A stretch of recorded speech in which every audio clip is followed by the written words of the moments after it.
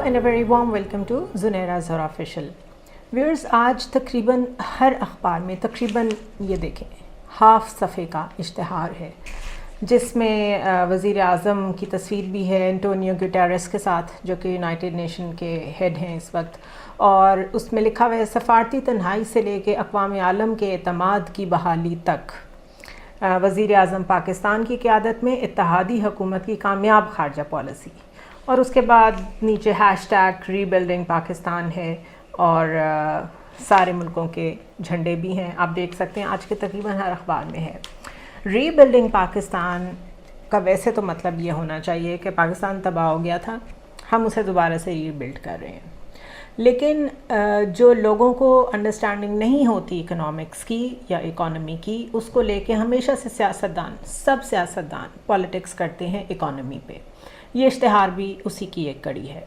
Bloomberg की कल story मैंने आपके साथ शेयर की थी, जिसमें उन्होंने कहा था कि ये जो प्लेज किए गए हैं पैसे, एक तो ये प्रोजेक्ट्स की शक्ल में आएंगे, इससे रिकन्स्ट्रक्शन होगी सिंध और बलूचिस्तान में, और ये प्रोजेक्ट्स के लिए आए हैं। और इनमें से काफ़ी तो ऐसे भी हैं जो तकरीबन कर्ज़ा ही समझें आप उनको, हमने किसी वक्त में बहुत लीनियंट वे में वापस भी करना होगा।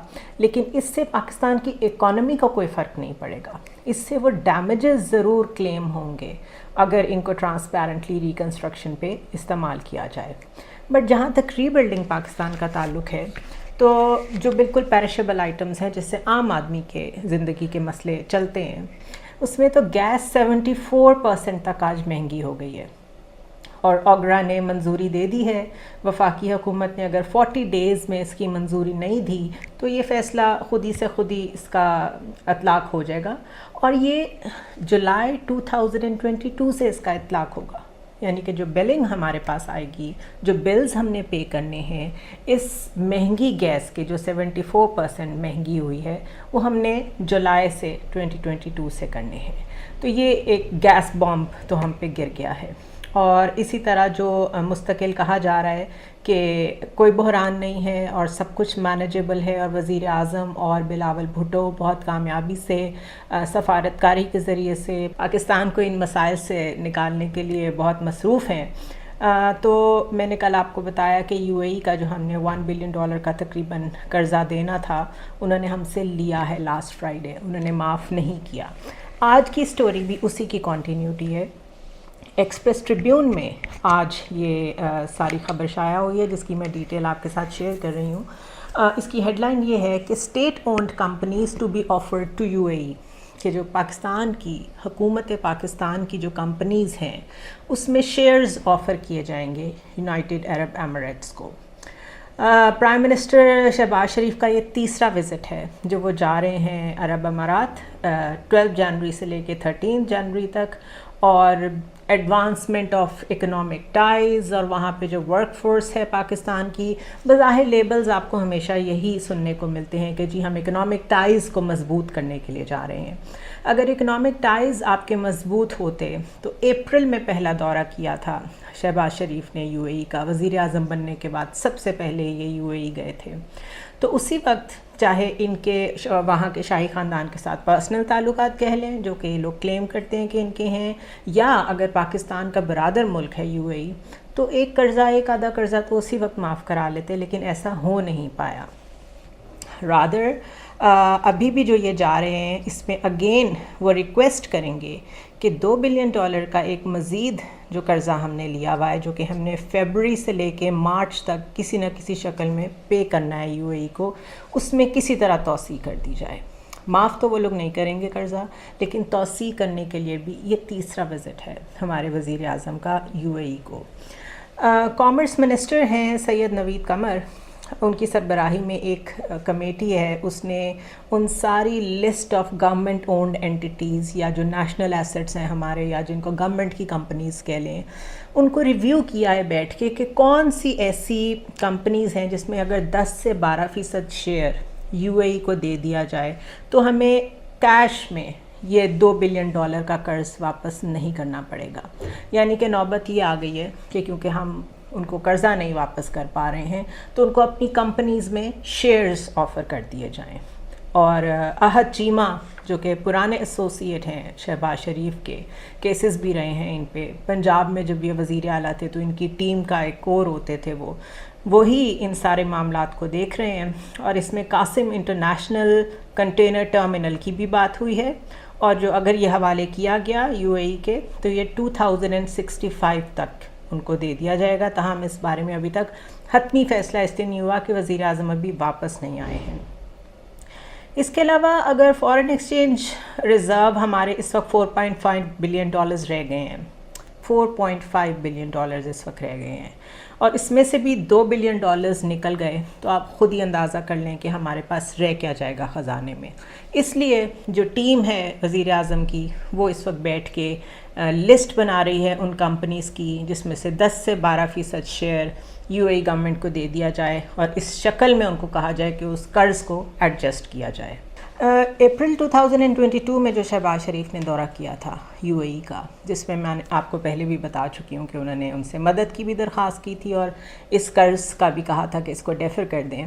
اس وقت یو اے ای نے یہ آفر کی تھی، صاف کہا تھا رادر کہ یہ جو $2 بلین ہیں اس کے برابر ہم سٹیکس تو خرید سکتے ہیں گورنمنٹ اینٹیز میں یا گورنمنٹ کی کمپنیز میں، مگر ہم نہ تو مزید کیش میں آپ کو قرضہ دے سکتے ہیں نہ قرضہ معاف کر سکتے ہیں.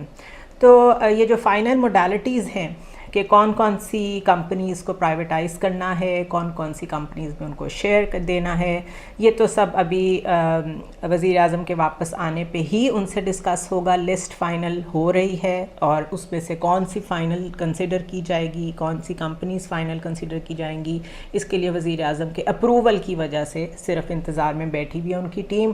تاہم ایکسپریس ٹریبیون کہہ رہے کہ اس سلسلے میں ہم نے احد چیمہ سے رابطہ کیا تھا لیکن انہوں نے ہمیں کوئی جواب نہیں دیا.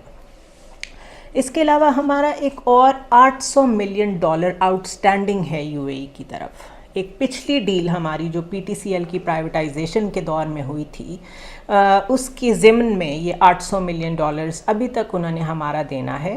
اور ان کی آپ اکانومی پہ گرپ دیکھیں اور ان کا آپ اسٹیچر دیکھیں کہ وہ بات کیسے کرتے ہیں ہم سے. اس سے یہ اندازہ ہوتا ہے کہ دے نو کہ we are in no position to bargain on our terms, اس لیے وہ اپنی ٹرمز پہ باتیں منوا رہے ہیں. جو ہمارا $800 ملین انہوں نے دینا ہے اس کو بھی انہوں نے مشروط کیا ہے کہ because you are a country جو کہ انیبل ہے ٹو ریٹرن دا لونز، مستقل آپ یا تو ہم سے ڈیفر کرنے کا کہتے رہتے ہیں یا اس کو معافی کا کہتے رہتے ہیں، تو یہ جو پیسے ہم نے آپ کو دینے ہیں یہ بھی ہم انویسٹ کریں گے ان یور کمپنیز، جو آپ کی گورنمنٹ کی کمپنیز ہیں اس میں. اور اس کے علاوہ ساری جو فیوچر فائنینشیل پیکیجز ہوں گے وہ بھی ایسٹ سیلنگ کے ساتھ ہی، یعنی آپ کے ایسٹس اگر بکتے ہیں اس کی وجہ سے کوئی فائنینشیل پیکیج دونوں ملکوں کے درمیان اپروو ہوتا ہے جس کو ہماری زبان میں اکنامک ٹائز یا آپس میں زیادہ انویسٹمنٹ کے ذریعے سے تعلقات کو اسٹرانگ کیا جائے گا، تو وہ سب اب مشروط ہوگا کہ یا تو آپ ایسٹس میں ان کو شیئر دے دیں یا پھر وہ آپ کے کچھ نہ کچھ ایسٹس خرید لیں. سو بیسکلی وہ آپ کو اب مزید لون دینے کو تیار تو نہیں ہے. آپ کا جو اپنا $800 ملین ہے اس کو بھی وہ اسی طرح کے فائنینشیل پیکیجز میں ڈیل کرنے کی کوشش کر رہے ہیں. تو پاکستانی ہونے کے ناطے تو یہ ہمارے لیے بڑی خوشی کی بات ہو اگر کوئی بھی گورنمنٹ ہو اور وہ پاکستان میں انویسٹمنٹ لا رہی ہو، پاکستان کے کوئی اور سٹیکس جو کسی اور ملک کے ساتھ اٹیچ ہے اس میں کامیاب ہو رہی ہو.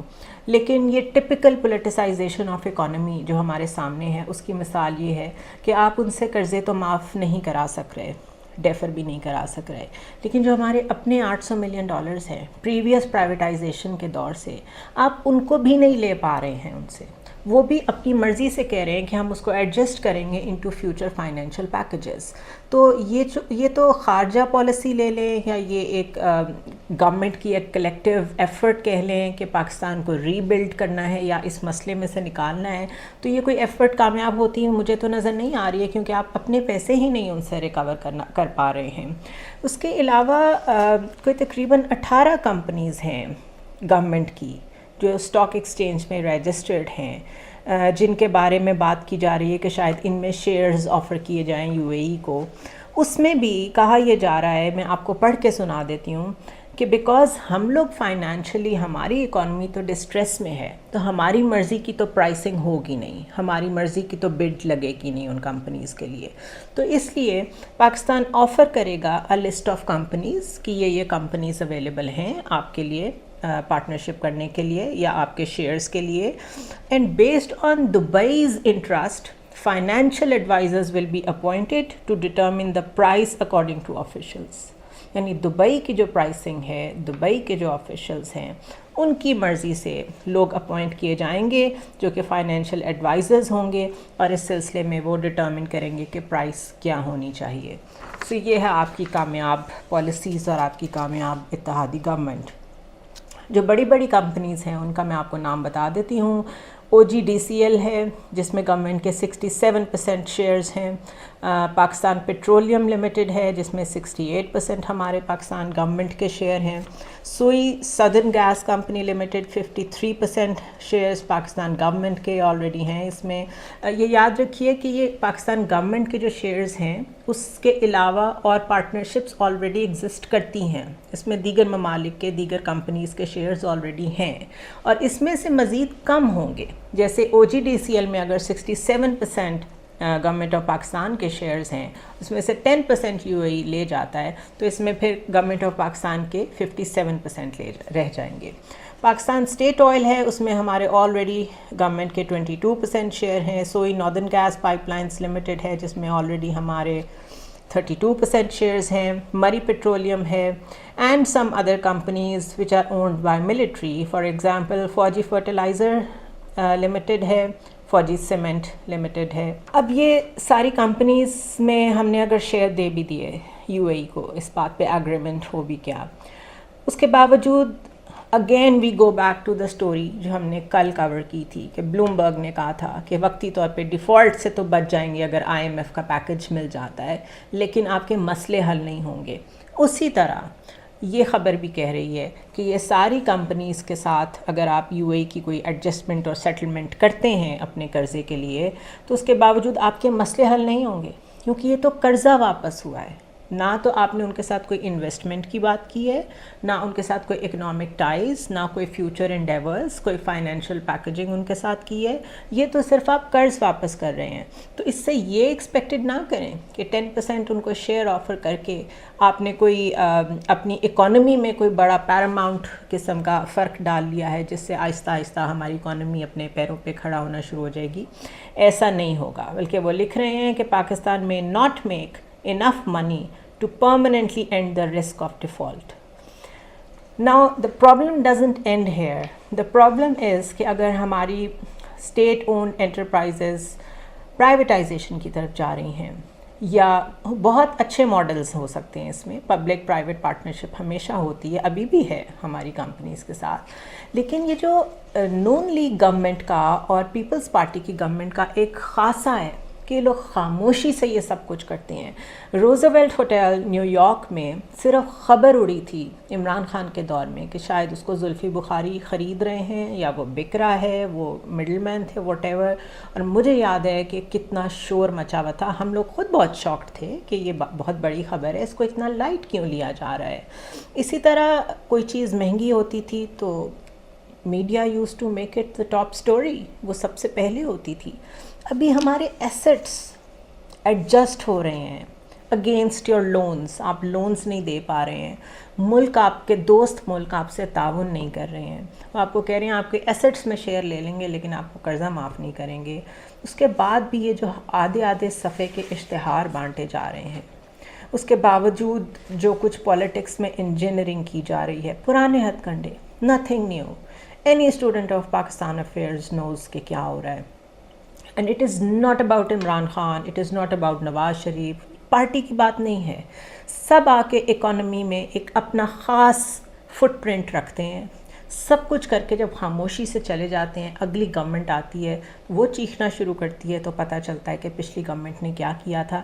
تب تک عام آدمی کا کباڑا ہو چکا ہوتا ہے، عام آدمی بیچارہ پس چکا ہوتا ہے. ابھی you talk to anyone, لوگ اتنے پریشان ہیں لیکن کسی کو خیال نہیں ہے. اگر خیال ہے تو تخت لاہور بچانے کا، اگر خیال ہے تو کسی طرح سے مزید 1 سال مل جائے اپنی حکومت کو آگے بڑھانے کا. اس دوران کیسز تو اپنے پیسے ختم کرا ہی لیے، کچھ کک بیکس ہی مل جائیں گی.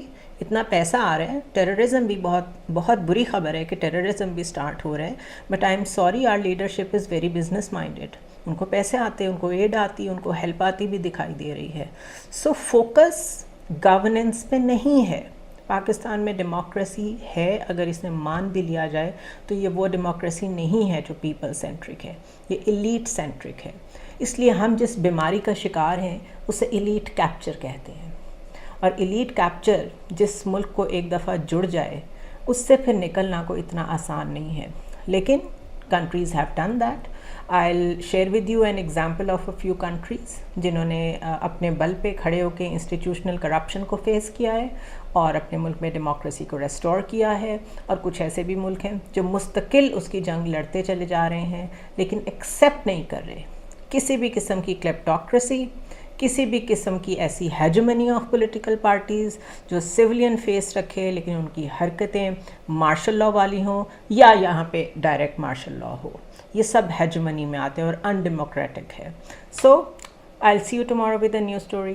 Stay safe.